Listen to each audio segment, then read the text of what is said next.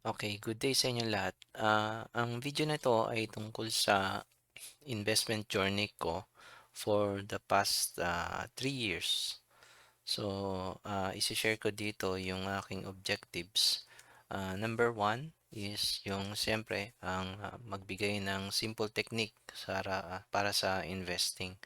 Kasi alam naman natin na ang investing ay hindi naman siya gano'n kahirap, pero dapat alam mo kung ano yung pinapasok mong investment. So, unang-una, alamin mo kung mag-research ka, magbasa ka ng libro, parang comparison, and then manood ka ng mga videos. So, mag-research ka. So, sa akin kasi, ang ginawa ko, yun nga, nanood ako ng mga videos, nagbasa ako ng mga libro, nag-research ako kung ano yung investing na appropriate na para sa akin. Kasi depende yan sa style mo eh. So, yun yung ah, ibibigay ko. Then, i-share ko sa inyo kung ano yung mga experiences ko during the past 3 years na nag-invest ako. Yung first year, second year, and then yung third year kung gaano ako nag-accumulate for my investment for each year. Then, syempre, paano nyo may improve yung investment journey nyo? Syempre, may mga times din kasi na madi-discourage ka. So, ano yung dapat mong gawin para kahit papano magkaroon ka ng gana o ma-encourage ka na ituloy yung investment journey mo para naman sa bandang huli kasi ikaw rin naman ang kumbaga ikaw rin yung kikita. So, para sa iyo rin yung pera na yon. So, sige, simulan na natin. So, nung year 2020, nag-start akong ipon ng pera. Habang nag-iipon ako, syempre bumili ko ng mga libro tungkol sa investing. And then nagnood ako ng mga videos kasi during the time ng pandemic, wala naman tayong ibang pwedeng gawin kundi magstay lang sa bahay. So, at the same time, meron akong ibang mga libro na nabasa. And then doon ako nag-start na maging interesado sa investment. So, nung 2020, nagkataon din nung time na yon na maraming mga stocks ang bumaba talaga yung price per share. So, dun ako naging ah, interesado kasi merong iba't ibang style ng investment. Merong yung mga capital gains, meron yung mga dividend investing. Pero sa akin, ang pinaka appropriate na technique na inadapt ko is yung dividend investing. So, yun nga, nung 2021, nag-open ako ng isang online broker. Nag-apply ako doon. Then, nakapag-open ako. Then, nag-accumulate ako ng, ito, yung amount na nasa screen. Nag-start ako ng first quarter ng 2021. So, meron akong pinasok na 22,500 pesos. And then, monthly, kung meron akong extra, i-input ako ng pera. So, add lang ako ng add niyan hanggang sa nag-accumulate siya. Half year, 52,000. Then, for the last quarter, naging 113,000 siya. So, each year, gumagawa din ako ng evaluation ko, yung summary ng mga stocks na binili ko, ah, yung ah, amount kung magkano yung in-inject ko, and then kung magkano yung kinikita ko. So, siguro ah, tapusin muna natin 'tong video para makita natin sa huli. So, nung 2022, ang naging investment ko nung time na to is syempre nung natapos yung 2021, 113,000 ako. Then, nung first quarter, nakapagpasok pa ako ng at least 50,000. So, naging 178,000 siya. Then, from this month on, naging stagnant na yung investment ko kasi alam ko during time na 'to wala na akong ano, income na pumapasok. So, ang ginawa ko is, naghanap ako ng, puwede kong pagkakitaan para medyo madagdagan yung income. So, 'yan 'yon, nag-stagnant ako niyan nung time na 'yan.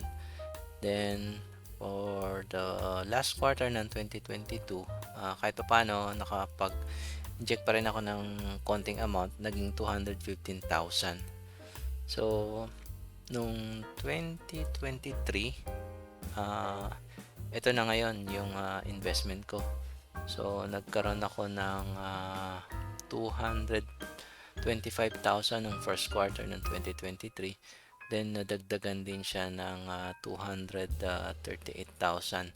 So, dito naging stagnant uli kasi, alam ko yun nga, hindi consistent yung income. So, nag-iipon ako, nagdadagdag ako kahit 1,000, 2,000, 3,000 depende sa, amount na mai-inject ko o sine-save ko para ilagay sa investment kaysa naman ipambili ko ng kung ano man na hindi naman maganda. So, ayun. So, nung, third quarter and fourth quarter, nakapagdagdag uli ako. Alam ko meron ako ditong, 238 naging 251. So, may mga 20,000 naidagdag ko din siya. Then, naging, 251,000 siya nung last 2023. So, ito yung, investment ko na nakuha nung, first 3 years ko, in investing. So, ipapakita ko ngayon sa inyo yung, ah, composition nung buong investment ko for the past 3 years.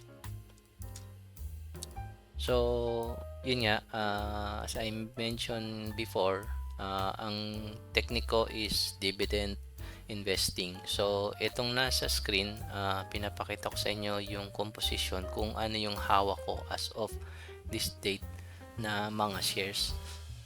So, yun nga, ang dividend investing kasi is, meron siyang binibigay na, amount per quarter depende sa stocks na binili mo. Siyempre i-research mo kung ano yung mga stocks na nagbibigay ng per quarter, merong annually, once a year, or merong, semi-annual. So, sa akin ito yung napili ko na shares. Meron akong Double Dragon 14%, meron akong Philinvest na 12%, meron akong Citicorp na 10%, meron akong Mega World na 15%, meron akong Robinsons na 14% and Globe 13%, and yung pinakamalaki ko is yung LTG 22%.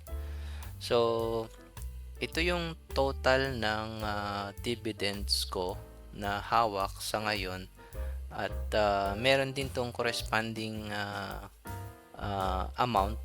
So, siguro sa next video ipapakita ko sa inyo kung, paano ko naglalagay ng mga summary annually para makita ko kung magkano na yung kinikita ko.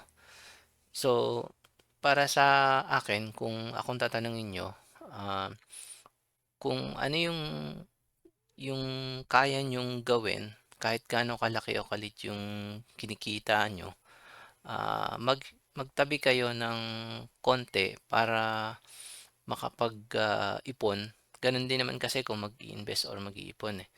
So, yun lang, mag-save kayo kahit magkano, then ipunin niyo. Then kung medyo kaya niyo pang, lakihan, mas maganda para meron din kayong mahugot sa bandang huli.